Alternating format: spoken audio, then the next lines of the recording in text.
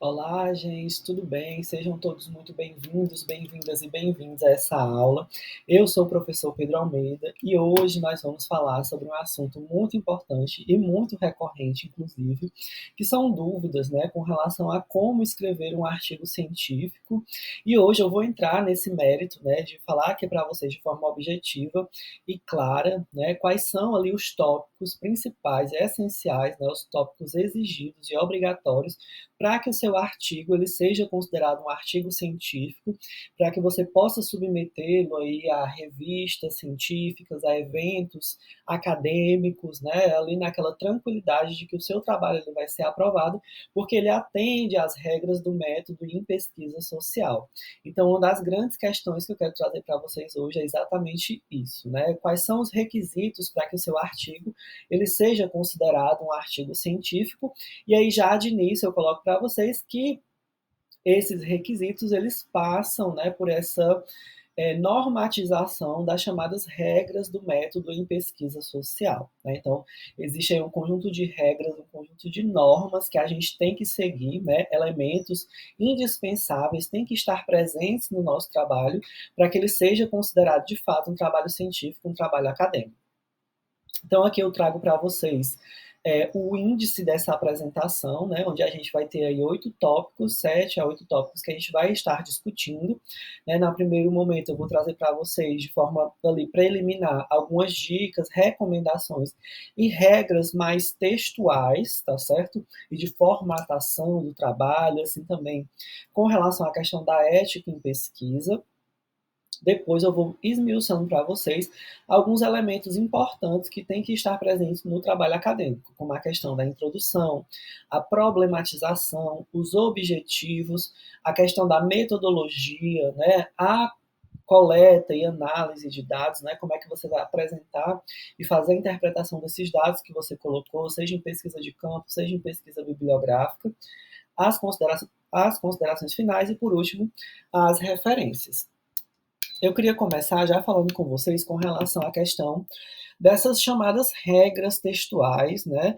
Ou esse padrão de escrita acadêmico que geralmente é regulamentado pela ABNT, né? E aqui eu trago algumas dicas, mas eu deixo sempre como recomendação que vocês consultem os manuais de normatização ou de normalização.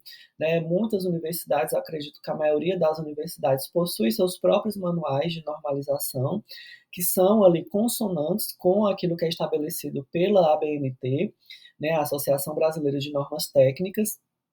E aí, no caso, por exemplo, eu sou da Universidade Estadual do Ceará e aí a minha universidade ela tem um manual de normatização, de normalização, que facilita esse processo de formatação do trabalho, né, de adequação a essas normas textuais, né, essas regras textuais. E aí é interessante que os manuais eles costumam trazer ilustrações, né, eles trabalham bastante a questão da forma como aquele conteúdo, né, ele se apresenta no trabalho e vai trazendo ali os exemplos, né, e vai trabalhando bastante para que você consiga entender que regras são essas, como é que você aplica ao seu trabalho, né, inclusive com ilustrações e desenhos para ficar mais fácil de entender e visualizar. Por isso que eu gosto muito dos manuais de normalização. Mas aqui eu já trago algumas dicas textuais, né? E algumas regras importantes que a gente tem sempre que se atentar. A primeira delas é a questão da padronização da voz textual, né? Que ela deve vir ou na primeira pessoa do singular, conjugação dos verbos, ou seja, no eu, né? Então, estou estudando, né? Eu fiz uma investigação, eu parto do pressuposto, ou na primeira pessoa do plural, que seria o nós, né? Então, nós partimos de tal pressuposto, nós realizamos a coleta de dados, porque esse artigo, né, você pode estar escrevendo com mais de uma pessoa, ou até mesmo se você for um único autor, também quando você utiliza a primeira pessoa do plural, subentende-se que houveram outras pessoas que participaram desse processo de pesquisa, seja o orientador, seja um grupo de pesquisa, um laboratório, e por aí vai. Então é importante que essa voz textual ela seja definida e ela seja padronizada ao longo do texto, né? Desde o começo até o final, você utiliza apenas uma voz textual, não fica oscilando entre elas. As citações elas devem vir no padrão autor, ano, né? por exemplo, aí eu coloquei para vocês Bezerra, 2024. Quando você faz uma citação indireta no corpo do texto, né, você bota lá o parêntese. Houve uma mudança recente nas normas da ABNT, onde antes o nome, sobrenome do autor deveria vir em caixa alta, agora a regra é que ele venha em caixa baixa mesmo, só a primeira letra que seja maiúscula, né? Igual eu coloquei para vocês no exemplo. Bezerra, 2024, entre parênteses para a citação indireta. Quando é citação direta, você bota mais uma vírgula no número da página. A referência bibliográfica completa ela deve vir na bibliografia ao final do artigo, né? Então, é um trabalho também importante. Você sempre tem que checar se aqueles autores que você citou direta ou indiretamente no corpo do texto, né, se eles aparecem de fato lá nas suas referências bibliográficas, a citação completa. Atenção à coesão textual entre parágrafos, para que não haja uma quebra de raciocínio. Né? Parágrafos devem ser interrelacionados entre si. Então, quando você coloca um parágrafo sobre uma temática e o próximo parágrafo já vai discutir outra coisa, e você não faz uma relação entre eles, o seu texto ele tem uma quebra de raciocínio, uma quebra de linha de pensamento, né? E isso prejudica a compreensão do seu texto e, consequentemente, também vai prejudicar a avaliação do seu texto e a possibilidade dele ser aprovado aí numa revista, num evento, num livro, e por aí vai. As citações diretas, né, quando você realmente traz ali o pensamento do autor conforme estava lá no trabalho original, praticamente copiando, né, o que o autor falou ipsilitra, então você deve se atentar ao formato com uso de aspas, né, para citações de até 3 linhas, com referência direta, que seria entre parênteses autor, ano e página onde se encontra a citação, e lá nas referências bibliográficas a citação completa, né, a referência completa, e eu trago o exemplo, Bezerra, 2024, página 15, isso entre parênteses para a citação direta. Caso essa citação for maior do que 3 linhas, né, ela deve vir recuada 4 centímetros da margem esquerda. O tamanho tem que ser menor, né, geralmente tamanho 10. Espaçamento simples, texto justificado. Então também tem que ter bastante atenção para essas citações que são maiores do que 3 linhas. As citações indiretas elas devem apresentar diálogos entre ideias, conceitos e formulações teóricas de forma contextualizada e com interpretações analíticas realizadas pelo autor do texto, né? A referência ela deve vir no modelo autor, ano, né? Então, quando você traz uma citação indireta, a ideia de algum autor, você tem que trazer ela de forma contextualizada, né? Relacionando com o seu objeto de estudo, não apenas jogá-la ou colocá-la de forma descontextualizada. A formatação do trabalho acadêmico que é indicada, a maioria, né, dos periódicos, das revistas e dos eventos pedem ou a fonte Arial ou a fonte Times New Roman, tamanho padronizado em 12, o espaçamento entre linhas 1,5, com o recuo da primeira linha do parágrafo de 1,5, às vezes 1,25, dependendo da situação, né, dependendo do evento. As citações longas e notas de rodapé devem vir tamanho 10 justificado espaçamento simples, né? E aí eu trouxe aqui apenas algumas normas assim mais gerais de formatação textual, mas vocês podem encontrar, né, de forma mais detalhada tanto as normas da ABNT em si, quanto os manuais de normatização que eu prefiro, porque eles vêm com ilustrações e desenhos e citações de inúmeros exemplos para você realmente conseguir captar e entender como normatizar, né, e formatar o seu trabalho. Aqui eu trago duas coisas que são, na verdade, duas coisas bem óbvias, né? Mas eu sempre parto do pressuposto que o óbvio ele precisa ser sempre dito, principalmente quando se tratam de infrações éticas de pesquisa, como é o caso do plágio, né? Ou seja, é proibido a prática de copiar e colar textos, informações e dados sem citar diretamente as fontes. Então, se você está fazendo uma pesquisa, você chega numa página de um jornal, né, online, ou se você chega em algum site que trouxe alguma informação que você acha que é importante incorporar no seu trabalho, você não pode simplesmente copiar e colar aquela informação sem dizer de onde você está tirando ela, porque isso se configura como plágio, né? Então, você jamais pode copiar e colar qualquer informação, qualquer dado, né, qualquer texto, se você não disser de onde está vindo essa informação. Né? Então, muita atenção a isso, né? Muitos alunos, né? Eu sou professor de universidade, muitos alunos acabam caindo nesse erro né, enfim, por inúmeras questões, mas que é algo que você tem que ter tem que ter muita atenção, né? Então, o ideal é que você consiga ler os textos e elaborar as informações com suas próprias palavras, né? Trazendo aquilo ali, uma reflexão sobre aquelas informações que você leu. Nesse caso, também é necessária a citação indireta do site ou autor de onde essas informações estão sendo retiradas, né? Naquele modelo que eu falei para vocês no slide anterior. Então, muita atenção com relação à questão do plágio, né? Tanto as revistas quanto os eventos, sempre que você submete um trabalho para avaliação, os professores, os avaliadores, eles vão checar se o seu trabalho ele não está incorrendo em plágio. Então, muita atenção com relação a isso. Outra questão muito importante, né, que é mais contemporânea, com o surgimento e avanço dos modelos de linguagem treinados ou das inteligências artificiais, é muito importante também que vocês se atentem ao uso dessas inteligências artificiais. Então, apesar de não se configurar diretamente um plágio, você copiar e colar os textos gerados por esses modelos de linguagem ou inteligências artificiais, quando você faz isso, quando você pede para uma inteligência artificial gerar um texto para você, né, por mais que isso não se configure como um plágio, se configura como uma infração ética grave. Por quê? Porque o autor ele vai estar incorrendo ali uma desonestidade ao apresentar um texto que supostamente ele deveria ter escrito, mas quem escreveu não foi ele, foi uma inteligência artificial. Então você tem que ter muita atenção, porque é uma infração ética grave, né, pode lhe trazer penalidades tão sérias e graves quanto a questão do plágio, né, desqualificar o seu texto, né, você ter o seu texto negado. Muitas vezes você pode perder o seu título, né, se você fizer uma monografia com inteligência artificial, uma dissertação ou tese. Caso seja verificado que você utilizou, né, que você incorreu no plágio, ou que você utilizou inteligência artificial copiando e colando textos gerados por os modelos de linguagem, você pode perder o seu título. Isso pode prejudicar realmente o seu processo formativo. Então, muita atenção para não usar esses textos copiados e colados das inteligências artificiais, né? Então, assim, as informações, né? Uma coisa que a gente tem que ter muita atenção também é que as informações fornecidas por essas inteligências artificiais, elas tendem a ser genéricas, imprecisas e muitas vezes inverídicas, né? Então, se você faz uma pergunta para a inteligência artificial e ela não sabe responder ou não tem fontes suficientes para lhe dar aquela resposta, muitas vezes ela elabora informações inverídicas, né? Ela inventa informações e lhe passa essas informações como se elas fossem certas, mas na verdade elas não são. Então, bastante atenção com relação a isso, para vocês não incorrerem também praticamente numa fake news, né? Você está propagando aí informações que são falsas.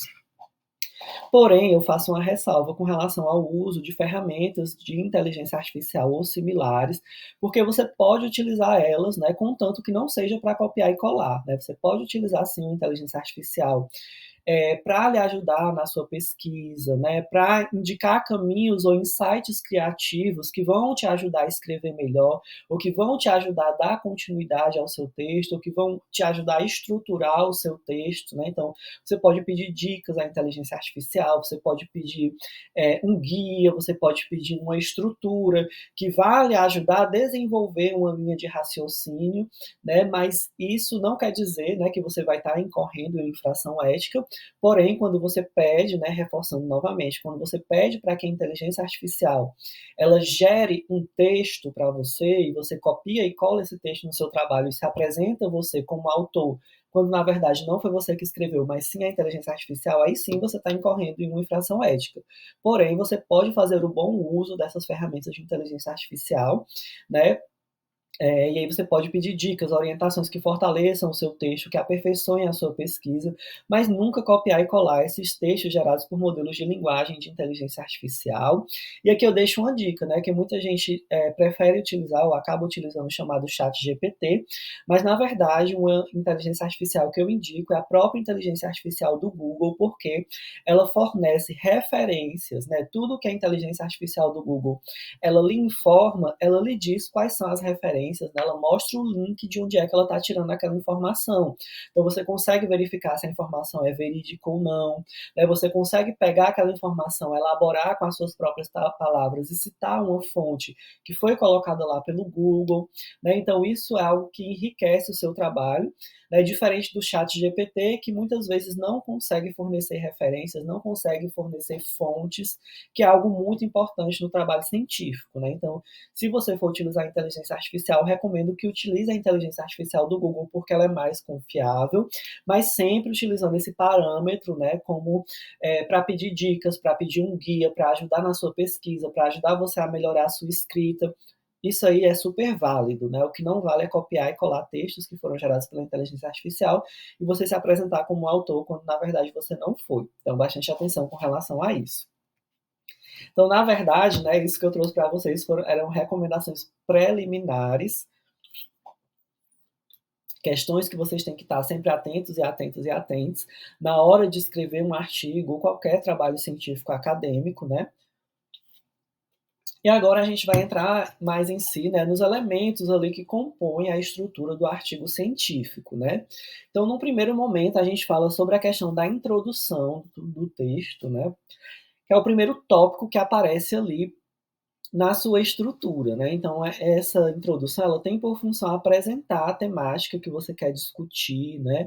Apresentar o contexto no qual a temática se insere, quais são suas principais definições, quais são seus principais conceitos, né? Então, por exemplo, se você quer fazer um estudo sobre criança e adolescente, na política de criança e adolescente, é importante que na introdução você diga qual é o conceito de criança, qual é o conceito de adolescente, o que a gente conhece hoje como criança e adolescente sempre foi assim, ou tem uma historicidade desse conceito de criança e adolescente, né? A gente sabe que ao longo das épocas, né, ao longo da história, dependendo do contexto sócio-histórico, a visão de infância, a visão de criança, ela se alterava muito, ela se alterou muito, né? Então, o que a gente entende como criança na contemporaneidade não é a mesma coisa de 50 anos atrás, por exemplo.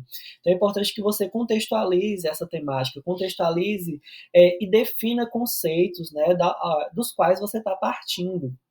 Uma coisa que eu sempre coloco, né, para os meus alunos é o conceito de questão social, que é central para o curso de serviço social, pois é o nosso objeto de intervenção. Muitos estudantes citam a questão social, as expressões da questão social dos seus trabalhos acadêmicos, mas não dizem do que se trata.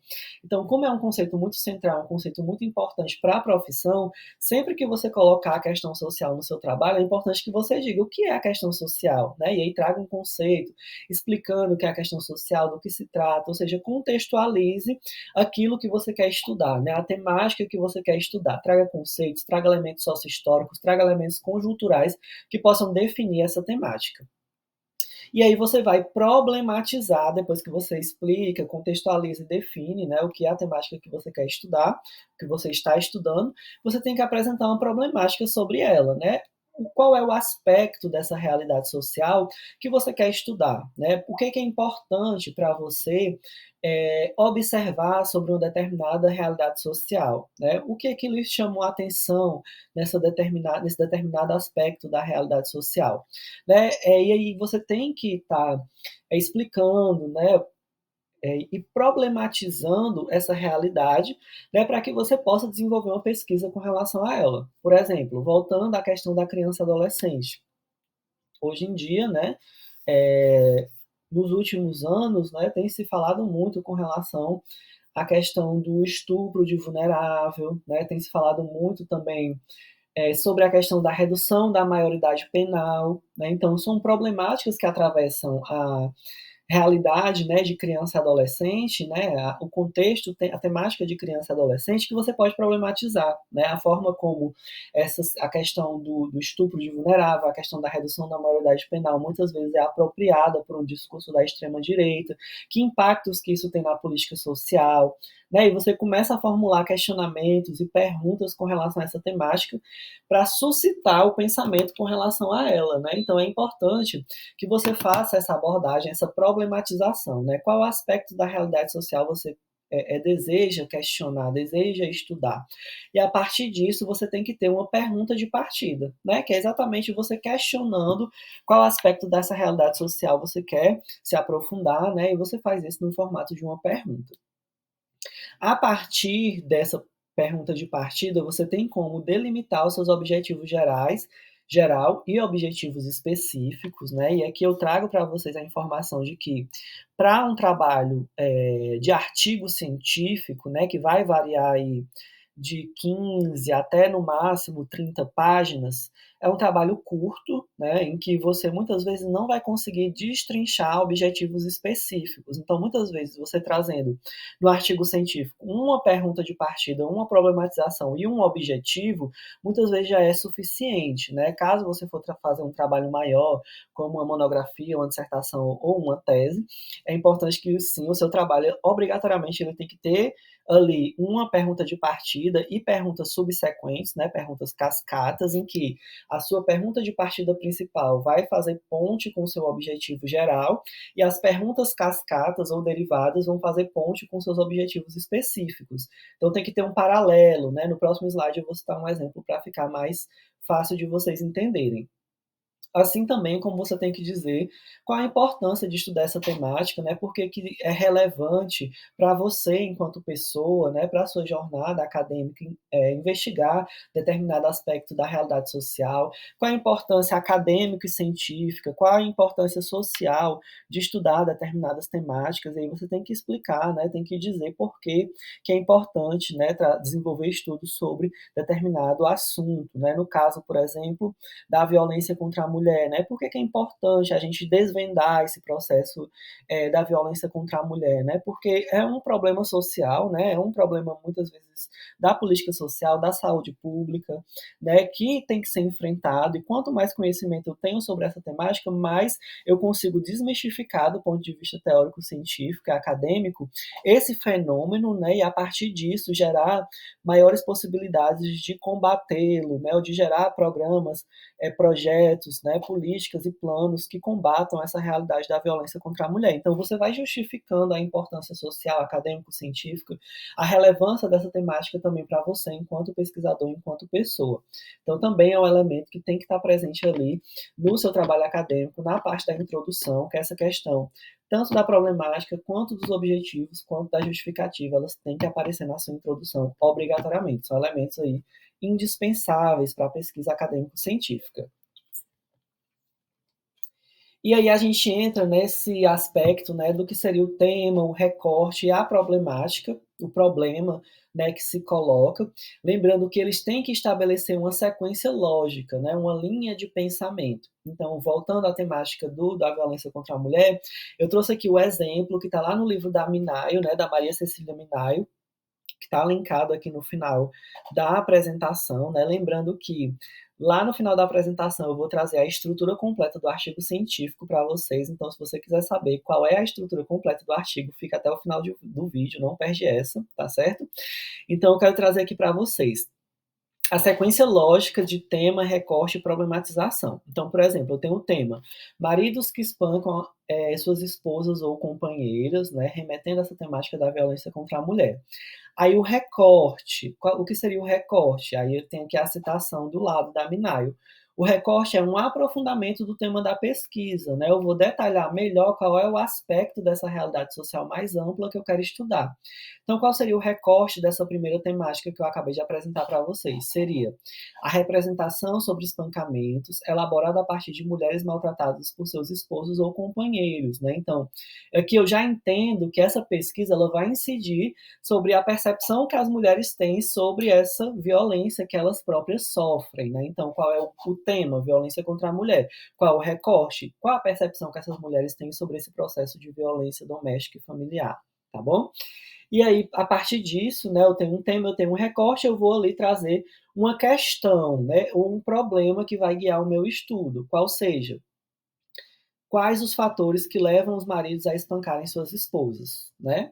Ou quais as percepções das esposas sobre sofrerem violência doméstica, né, por parte dos seus esposos ou companheiros. Né? Então, eu trago uma pergunta, né? A partir do recorte, a partir do tema, eu trago um questionamento que é ele que vai guiar o meu processo de pesquisa, tá certo? E aí, essa sequência lógica, ela continua, né? Ela não se rompe em momento algum. Então, da pergunta de partida, eu continuo com essa mesma linha de raciocínio para chegar nos objetivos, né? Então, a pergunta de partida, como eu já falei para vocês anteriormente, ela está diretamente relacionada com o objetivo da pesquisa. Então, os objetivos eles devem ser uma resposta à pergunta de partida e suas derivações, né, como eu falei para vocês. A pergunta de partida vai ser respondida pelo objetivo geral e as perguntas derivadas da pergunta de partida ou as perguntas subsequentes, as perguntas cascata, elas vão ser respondidas pelos objetivos específicos. Então, retomando o exemplo que a gente acabou de ver. Se a pergunta de partida é quais os fatores que levam os maridos a espancarem suas esposas, o objetivo geral pode ser compreender os fatores que levam os maridos a espancarem as suas esposas. Né? Muitos alunos de pesquisa ou que estão comigo no TCC, né, na monografia, acham estranho, dizem, poxa vida, será que não vai ficar redundante? Será que não vai ficar repetitivo? Mas aí é isso que eu digo para vocês. Nesse caso específico do link entre a pergunta de partida e os objetivos, é obrigatório que você reproduza um em outro, né? Ou seja, a pergunta de partida é um questionamento e o objetivo é uma afirmação que começa com o verbo no infinitivo. Então, praticamente elas vão ser iguais, o que vai mudar é a forma de você apresentar. Então, o objetivo geral, ele responde diretamente à pergunta de partida, né? E estabelece um parâmetro mais geral e amplo da pesquisa. Ele sempre deve ser iniciado por um verbo no infinitivo, né? E daqui a pouco eu vou mostrar para vocês uma sistematização que se chama taxonomia de Bloom, né, que diz quais são os principais verbos que você pode utilizar para estabelecer aí os seus objetivos. E a gente tem os objetivos específicos, né, que desenvolve o objetivo geral, detalhando de forma mais aprofundada os aspectos específicos que se pretende estudar ou pesquisar. Recomenda-se pelo menos 3 objetivos específicos. E aí, como eu já tinha citado para vocês nos slides anteriores, para fins de artigo científico, né, devido ao seu escopo e limitação do tamanho com relação a páginas, basta você delimitar uma pergunta de partida e um objetivo geral, né? Os objetivos específicos você pode deixar para momentos onde você for trabalhar, né, trabalhos maiores, como monografias, dissertações e teses, né? Os objetivos eles delimitam e dirigem o raciocínio que vai ser desenvolvido, né? O objetivo geral ele é essa espinha dorsal da pesquisa ou do trabalho, do artigo que você está apresentando. Ele deve ser objetivo, né? Dizendo ali, dando indicativos do que é que o pesquisador pretende estudar, né? Qual é o caminho, né, da investigação que ele quer realizar, né? É, então, você tem que ter bastante atenção, né, com relação a isso. Aqui eu trago para vocês essa definição do que seria essa taxonomia de Bloom, que ele traz níveis de percepção do conhecimento, né, para fins de sistematização do ponto de vista de você traçar objetivos, né? Então ele vai dizer que o nível mais basilar, de onde a gente começa, é o nível da memorização, que é reconhecer e rememorar fatos e conceitos. Depois a gente tem o nível da compreensão, né, de compreender, ou seja, entender os fatos e conceitos, o que é que eles significam e como eles se relacionam. Aí eu tenho outros níveis, que a gente não vai entrar no mérito aqui, porque não é o perfil da pesquisa científica que a gente quer abordar aqui nessa aula, né? Então a gente vai ficar nessa parte da memorização e compreensão, que são mais basilares, são mais amplos, né? E aí a gente não vai entrar no mérito da aplicação, análise, avaliação e criação, porque são outros níveis, né, de outros escopos de pesquisa que vão para além de um artigo científico. Mas só citando aqui para vocês, a gente tem um nível da aplicação, que usa aplicar fatos, conceitos, regras, teorias e ideias, testando-as, né? A questão da análise, que busca segmentar informações em componentes menores, né, e fazer ali a sua interpretação. A gente tem a dimensão da avaliação, né, que visa julgar o valor de informações, ações e ideias, e de criação, que combina partes para a formulação de um novo todo de ideias, produtos, soluções ou pontos de vista, tá certo? E aí a gente tem que os objetivos eles devem se iniciar, né, com o verbo no infinitivo, como eu já tinha citado para vocês.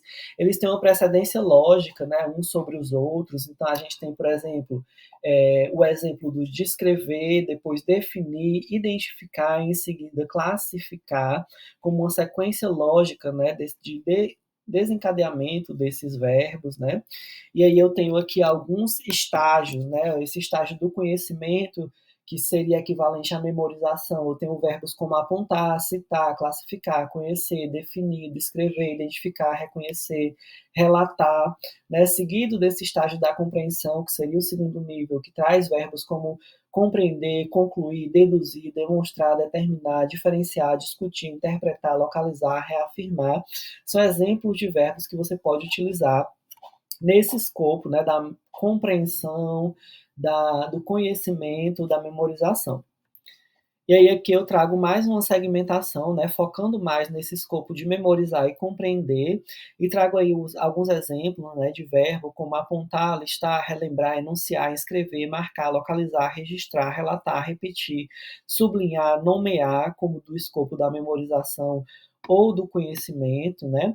E a compreensão, que eu tenho verbos como descrever, discutir, explicar, examinar, expressar, identificar, narrar, reafirmar, traduzir, transcrever, esquematizar e associar também são ali opções de verbos que você pode utilizar para os seus objetivos, seja geral ou específicos.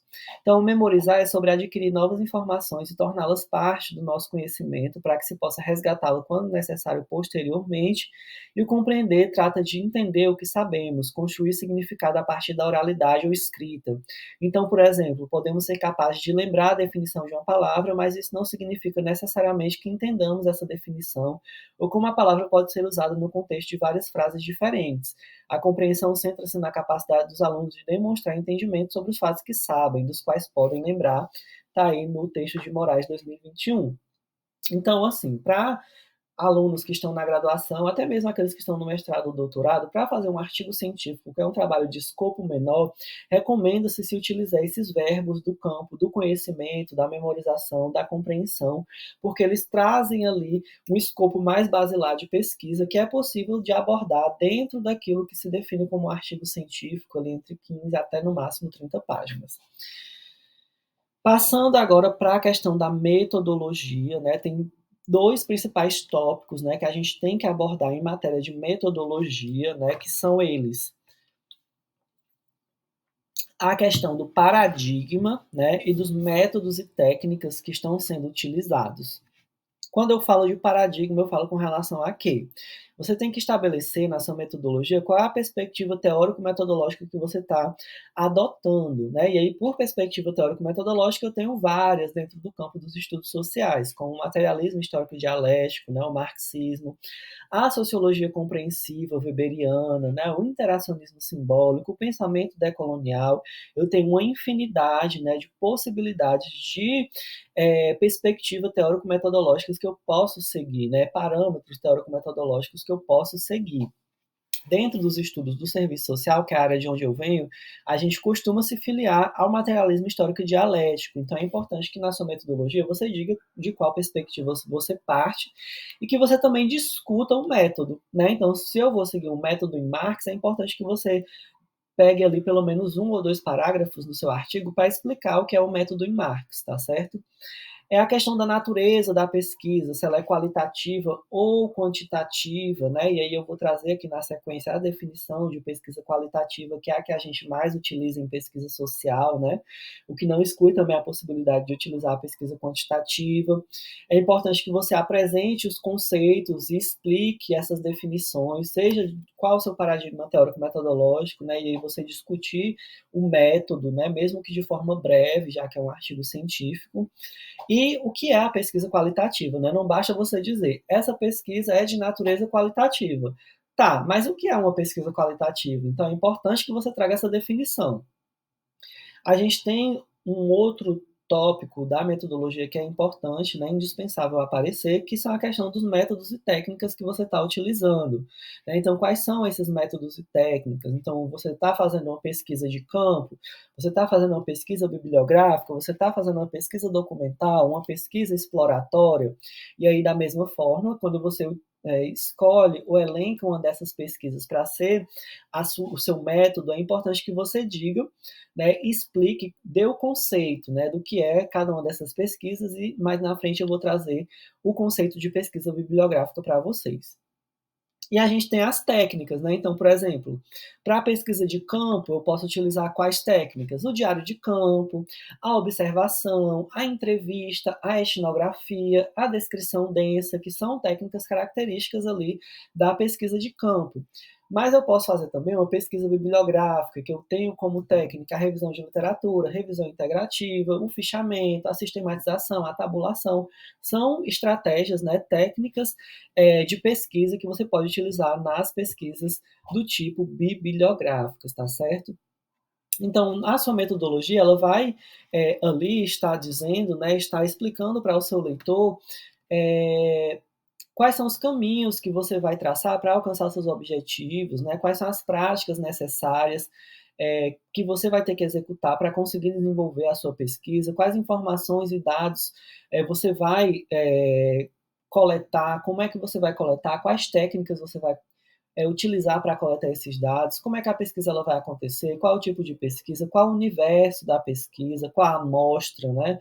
Quais os instrumentais foram utilizados, né? Quais as formas de tabulação e sistematização dos dados, quais as técnicas você utilizou para interpretar também esses dados. É importante que apareça ali no seu artigo científico. E aí aqui eu trago uma definição clássica de pesquisa qualitativa, que geralmente a gente utiliza a Minayo, né? Eu trago aqui trecho de 2 textos dela, onde ela fala um pouco sobre a definição de pesquisa qualitativa, e aí repito para vocês, não adianta você só dizer que a sua pesquisa é qualitativa, você tem que explicar do que se trata uma pesquisa qualitativa. Então aqui eu trago duas citações da Minayo, né? Que ela diz que o universo das investigações qualitativas é o cotidiano, são as experiências do senso comum, interpretadas e reinterpretadas pelos sujeitos que a vivenciam. Né? Então, a pesquisa qualitativa ela responde a questões muito particulares, né? Muito específicas. Ela se preocupa nas ciências sociais com um nível de realidade que não pode ser quantificado, né? E nesse ponto ela se diferencia da pesquisa quantitativa. Ou seja, a pesquisa qualitativa trabalha com o universo de significados, motivos, aspirações, crenças, valores e atitudes, o que corresponde a um espaço mais profundo das relações, dos processos e dos fenômenos, que não podem ser reduzidos a números, né, ou a operacionalizações de variáveis, tá bom?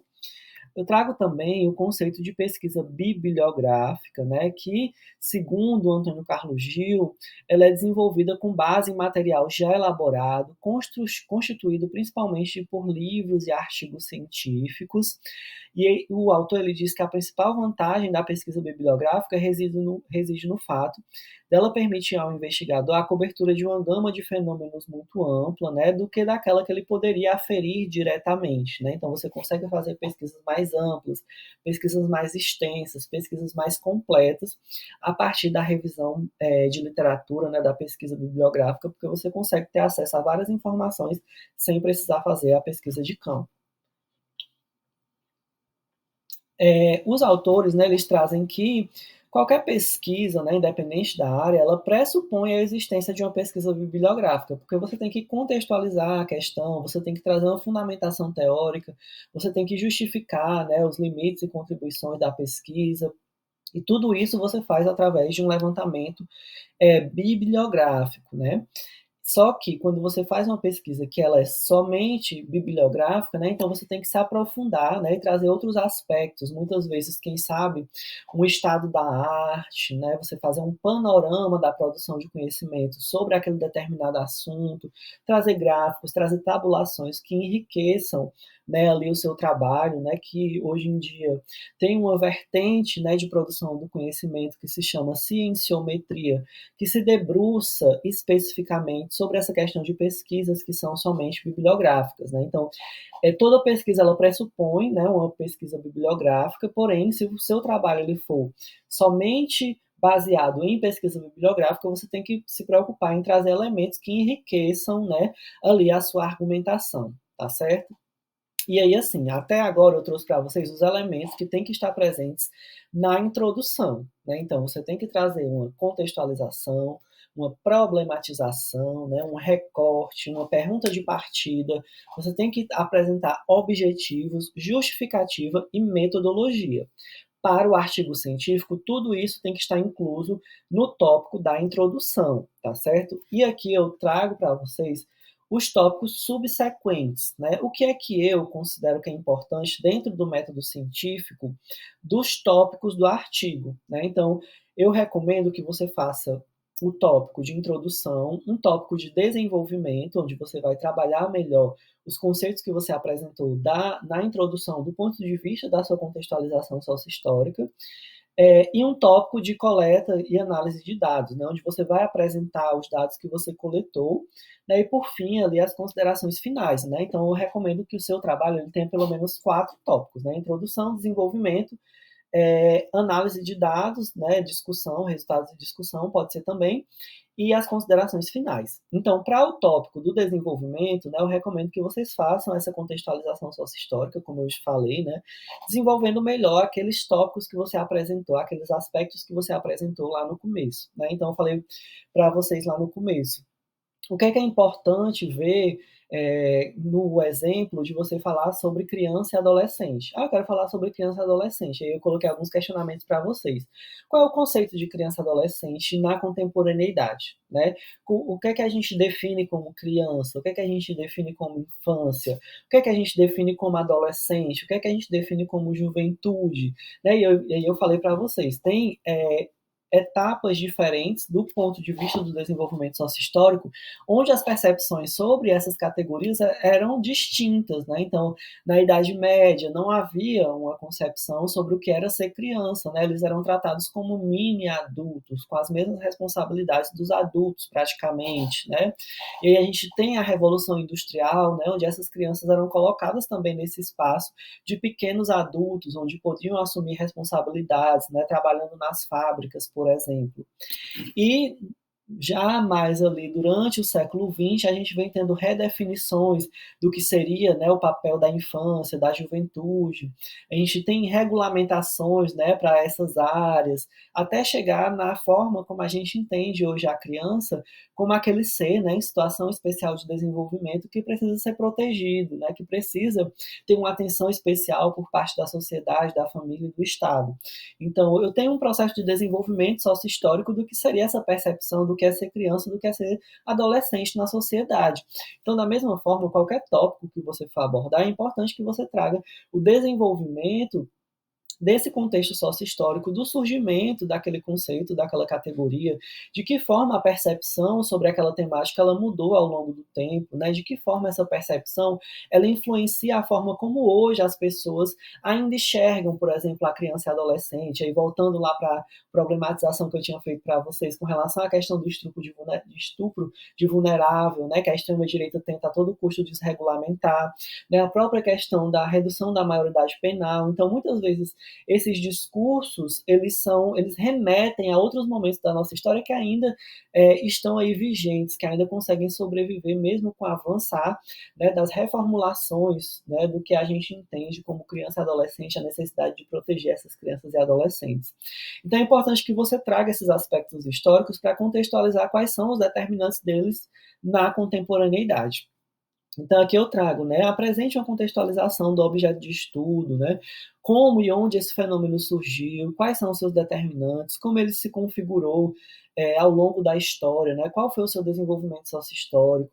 E aí eu sempre dou a dica de utilizar a estratégia da linha do tempo, ou seja, você elencar e citar os principais fatos históricos que marcaram seu objeto de estudo ao longo do tempo até a contemporaneidade, né, no século XX, ao longo do século XX, início do século XXI, quais foram os principais marcos desse determinado fato histórico que eu estou pesquisando, desse fato, desse fenômeno social que eu quero estudar.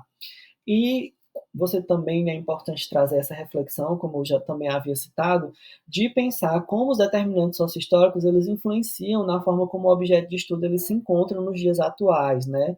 Essa influência, esses resquícios, né, de pensamentos que remetem ao século passado, que ainda hoje eles se repaginam, né? Eles se reinventam e acabam interferindo na forma como a sociedade da contemporaneidade entende esse determinado objeto de estudo, esse fato social, esse fenômeno social, tá certo? E aí esse seria o tópico do desenvolvimento. No tópico sobre os resultados e discussão, ou resultados e discussões, é importante que você traga, né, apresente os dados que você coletou e faça análise sobre esses dados. Então, para realizar uma pesquisa bibliográfica, né, através da revisão de literatura, que foi o exemplo que eu trouxe para vocês, né, da pesquisa bibliográfica, é importante que você utilize, né, sites indexadores de pesquisa como o Cielo Brasil, Google Acadêmico, Repositório Acadêmico de Universidades, revistas e periódicos acadêmicos e científicos, onde você vai poder estar ali pesquisando fontes seguras, né, fontes científicas, né, que passaram por processos de revisão, que você vai poder consultar esses trabalhos, né, vai poder consultar ali as informações que eles estão lhe passando, né, tendo ali a certeza que ali você vai estar consultando uma fonte confiável, né. Então, quando se trata de pesquisa bibliográfica, que foi o exemplo que eu trouxe para vocês lá na metodologia, é importante que você busque esses sites que são indexados e que têm validação científica, e aí eu citei alguns para vocês aqui. É importante também que você utilize descritores e palavras-chave que reflitam o seu tema de pesquisa e seus objetivos geral e objetivos específicos no momento que você for fazer a pesquisa. Então, por exemplo, se você for pesquisar criança e adolescente, você pode utilizar a palavra-chave criança, infância, juventude, adolescência, como descritores da sua pesquisa, né? Você vai realizar leitura, fichamento, tabulação, sistematização e análise das informações, né, buscando realizar o diálogo entre os autores e as informações coletadas de forma objetiva e relacional, né.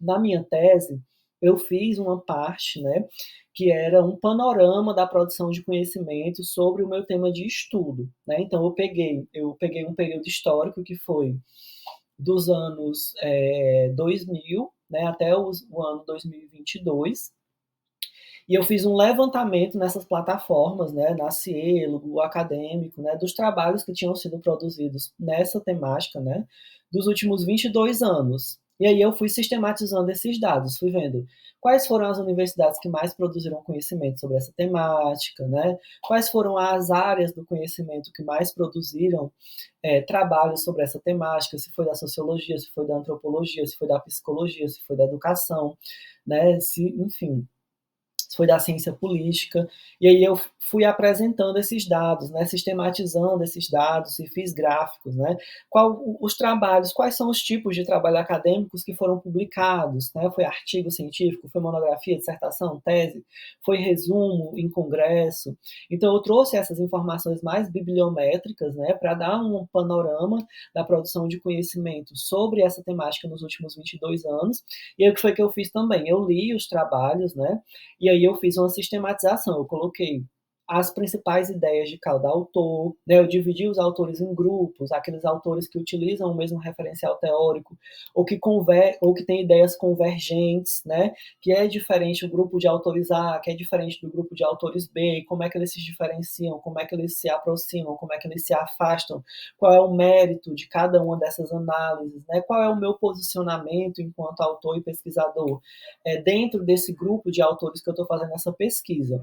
Então, quando você faz uma pesquisa bibliográfica, é importante que você consiga mobilizar essas reflexões, né, e dar um panorama mesmo sobre a produção de conhecimento sobre essa temática que você quer estudar. É importante também que você utilize fonte de dados documentais, como recortes de jornais e páginas de notícias, né? Sempre lembrando de verificar a confiabilidade do veículo de imprensa que está emitindo essa notícia, né? Muito cuidado com as fake news, né? Utilize também os institutos de pesquisa, né? Como o IBGE, o IPEA, ou outros institutos e centros de excelência de pesquisa que trazem dados de larga escala, né? Que você pode utilizar para contextualizar ali a sua pesquisa, tá bom?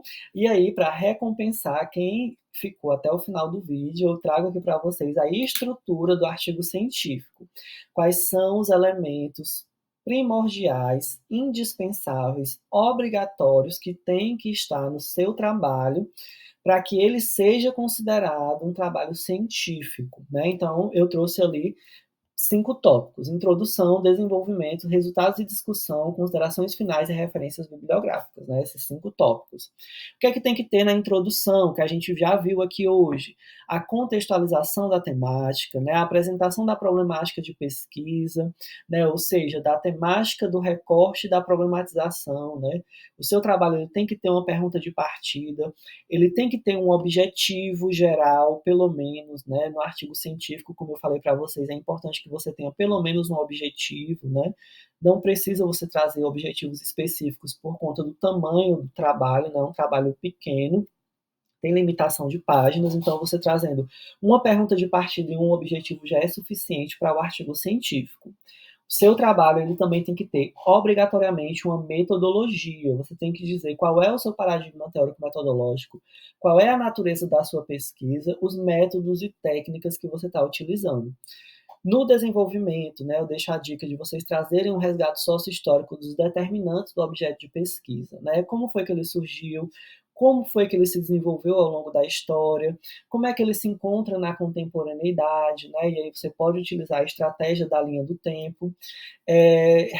Você tem que relacionar o contexto sócio-histórico com a problemática da pesquisa, né? Com a sua pergunta de partida, do seu objetivo.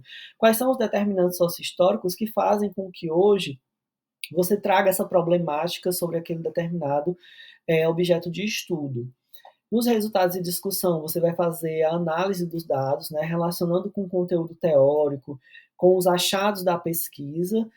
Você deve responder sua pergunta de partida e seus objetivos através dessa discussão, e aí você deve apresentar os dados coletados através da sua pesquisa nesse tópico, né, trazendo reflexões, insights, percepções, sistematizações, tabulação, gráficos, tudo você apresenta nessa parte dos resultados de discussão.